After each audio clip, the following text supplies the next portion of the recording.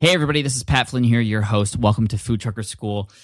Not going to do the normal intro today. I wanted to talk about something that happened recently, something you probably all heard over the news streams and airwaves. Unfortunately, just an incredibly tragic event happened on July 1st, 2014, almost exactly a month ago from this very recording right now. A food truck exploded and injured 13 people, including 2 critical injuries. And just recently, the 2 people who were in critical condition, Olga Galdamez and her daughter, Jaylin Galdamez, they're no longer with us now. They had passed, and just horrible tragedy. So first of all, from all of us here at foodtrucker.com, just our thoughts and prayers and condolences to everybody affected by this blast, and especially the family members of the Galdamez family. And this is the whole purpose of this particular episode. It's to talk about safety, especially when it comes to the propane that you use on your truck. This is what caused the explosion, and we get into why that was the case today, and what happened, and what can be done and should be done to prevent these types of things from happening. It's just that it shouldn't happen, and so please listen carefully. Please do what you can to stay safe on your trucks. So we're here today with Stuart, who is the Vice President of Safety and Training at PERC. That's Propane Education and Research Council. You can go to propanecouncil.org, which is PERC's main site. You can also go to propanesafety.com, which is their safety and training site. We're also joined by Stuart's colleague, JJ, and we just get some great tips for all of us to pay attention to for keeping ourselves safe on our trucks. We're here doing what we can to serve our community and to provide amazing experiences for everybody who comes to our truck, but we also got to make sure we keep ourselves and everybody around us safe as well. So I'm going to skip the upbeat music like normally, that normally plays at the top of the shows. And, thank you again for joining me. And so let's just get right into the interview with Stuart and JJ from the Safety and Training Division at PERC, Propane Education and Research Council. All right. Hey, everybody. I'm very happy to welcome Stuart and JJ from PERC. That's the Propane Education and Research Council. Stuart is the Vice President of Safety and Training. Both of you, welcome to Food Trucker School. Thank you so much for being here. Pleasure to be here. Now, this is an incredibly important episode, so I'm very happy you're here to share your expertise with us. But as we all know, what happened in July was just an incredibly tragic and I believe preventable event. And, as was mentioned in many reports, it even says the cause of the explosion was a propane tank. It actually had 2 tanks in the rear end of the truck. And, one of them was actually still intact after, but one of them exploded. So, Stuart, let's start with you. What are some general safety tips you could give all of us when it comes to this? Because, we're on our trucks, and like I said earlier, we're here to serve, but we also want to stay safe. So, when it comes to our propane specifically, which is flammable, of course, what can we do? Well, 2 points that I'd like to make before answering your question directly is, I and everyone here at PERC really send our condolences out to the deceased and their families. This was certainly an incident that did not have to happen and shouldn't have happened, and I appreciate you providing the opportunity to get some good information out. The understanding that I had from some inspectors was the food truck in Philadelphia was using a 100-pound cylinder that was manufactured in 1948. That's probably well before either of us were born. And there was no evidence of any markings or testing or retesting of the cylinder, and that all could have been avoided. And it appears that the pressure within the cylinder, its age, and its malcondition really overwhelmed the integrity of the cylinder, and the bottom, quite frankly, just fell out. And what you saw in the video was literally liquid propane condensing in the air and then finding an ignition source. So what food truck owners really need to be aware of is how to inspect a cylinder, how to ensure that the markings on the cylinder are appropriate. And those markings on the cylinder will include an original manufacturer test date and various requalification dates, and also external visual tests. These are things that are stamped on all cylinders by law. If you have a propane grill and you look at your cylinder, these are stamped right on the neck ring. So again, first thing I think that food truck owners want to do is look at the integrity of the cylinder. Look at that expiration date. Look at the test dates, whether they're requalified, which must be within 12 years of the original manufacturer date, and various other types of signage, if you will, or markings, physical markings that are on the cylinders that talk about the various types of volumetric tests, proof pressure tests, and external visual tests. Those are all marked individually, and food truck owners should be educated on that. They should be educated on how to detect a propane leak. A propane vapor has a nasty rotten egg smell, and that's because it is there's a stenching or odorization agent called ethyl mercaptan that is added to the propane. They should take a look at the hose connections and the regulators and do inspections to make sure of the integrity of those cylinders. Some jurisdictions require that the food truck propane cylinders are stored in a separate ventilated area within the truck, so that if there is a leak, it'll vent to the outside. And again, keep in mind that this was a catastrophic release of propane liquid due to a cylinder that is over 60 years old. It had no intention, it had no business being in service. And if I seem upset about it, I really am upset about it. Yet, you know, I'm a father and a husband, and you know, I could just imagine the loss of life of something as ridiculous as this. Now, it comes to my understanding that some food trucks, and I don't really know a lot about food trucks, but don't move and have cylinders routinely swapped out on site by third parties. And apparently some food trucks are stationary, if you will.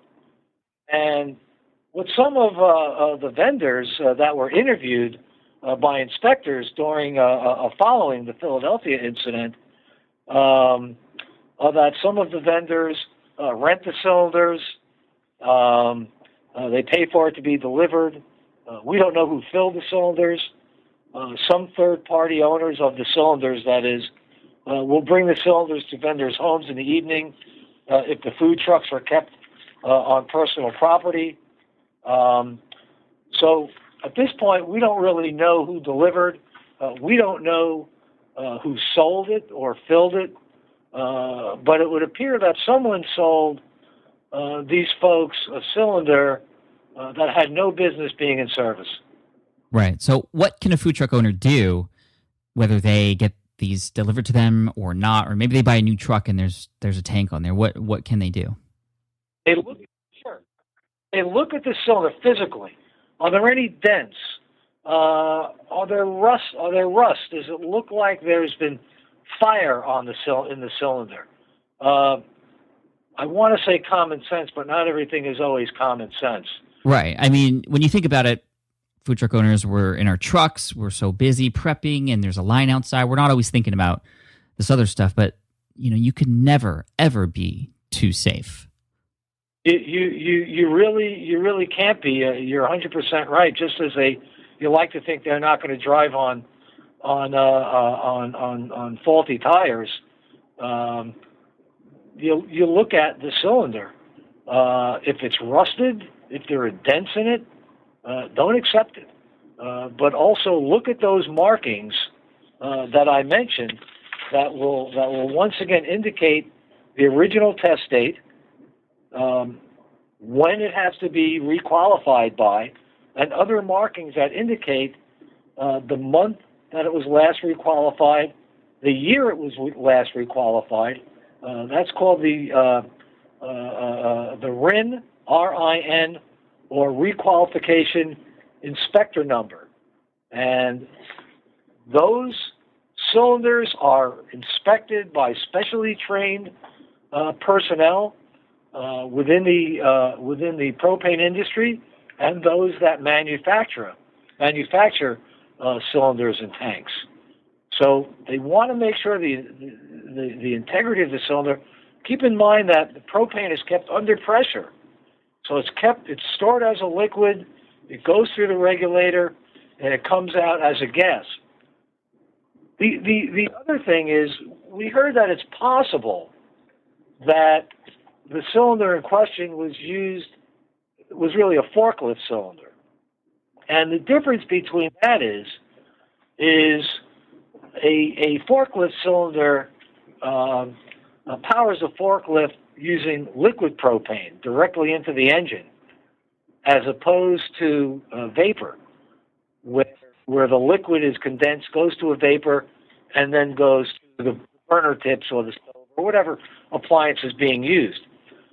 If it's liquid going directly into the stove or oven or what have you, the equipment is not specified for that, and it can't vaporize that liquid fast enough. So the pressure builds up so much that you can have a catastrophic incident. So if indeed it was a forklift cylinder, but I do know the cylinder was manufactured in 1948, and again had no business being there. Right. So for everybody out there who has a food truck or who is thinking about getting into this business, just be conscious about what's going on. Check those markings like Stuart was talking about. It doesn't take that much time to be completely safe here. And, prevention is incredibly important here. So again, doesn't take much time. Check the markings. Do your due diligence with these tanks that are coming your way, whether, no matter how you get your truck. And call your local jurisdictions. They may have more information on that. And it really, as you rightfully said, it sure as heck doesn't take a long time to hopefully prevent what we saw happen in Philadelphia. Right. So, okay, besides the propane canister or the actual tank, what other checks and safety procedures should we pay attention to? I mean, there's a lot of, things in addition to the tank, connections and, valves and stuff like that. Sure. What you want to do is you want to take a look at the hose.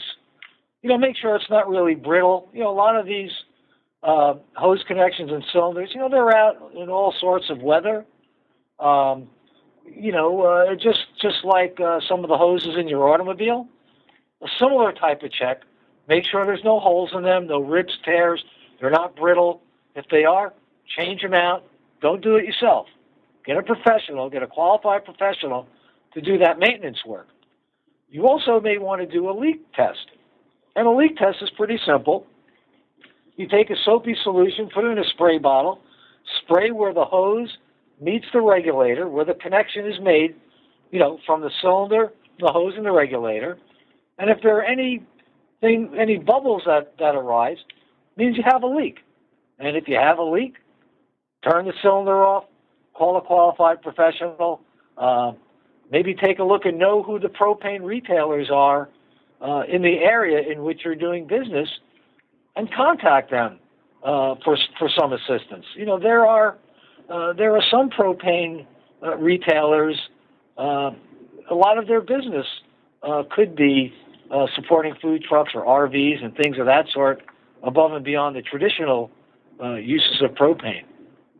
Again, know what propane smells like, respect it, and be smart. And I think it's best to store it in a location that is vented to the outside. Some jurisdictions allow only 2 100-pound cylinders at best.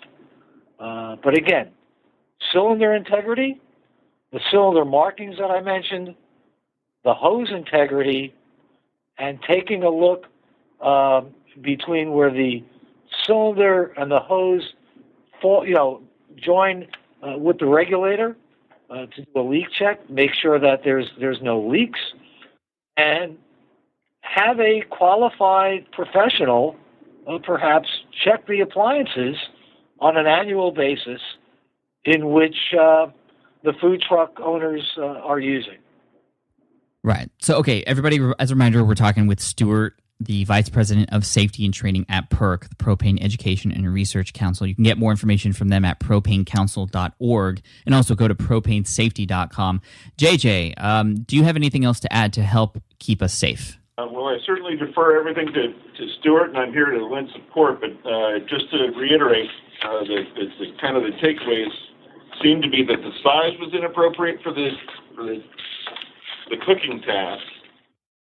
The age obviously was inappropriate, and the scariest part is we still don't know how it was used for the past 6 years, where it was kept, if it was out in some stockyard for half a century or what have you, and how it was most recently filled before the catastrophic event.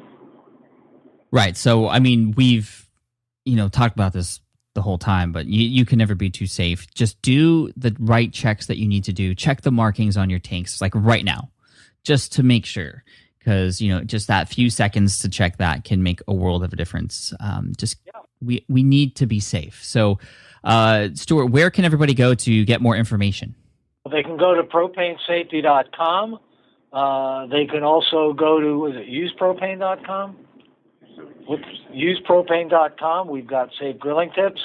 Let me also say that on behalf of everyone at PERC, if there are any jurisdictions out there that are looking to provide information to food trucks, training programs, we are here and ready to assist. Stuart, JJ, thank you again so much for your time and your education on this really, really important topic. I think we've done a great job here trying to do our best to educate everybody to hopefully prevent these types of tragic events from happening again in the future. So, all the best to you guys. Thank you so much, and have a great day. Thank you very much. You do the same.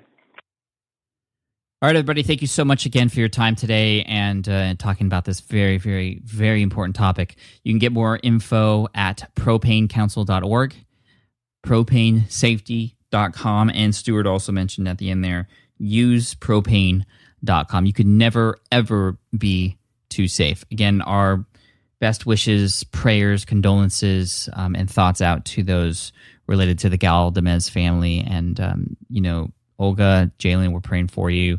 Thank you so much for listening in.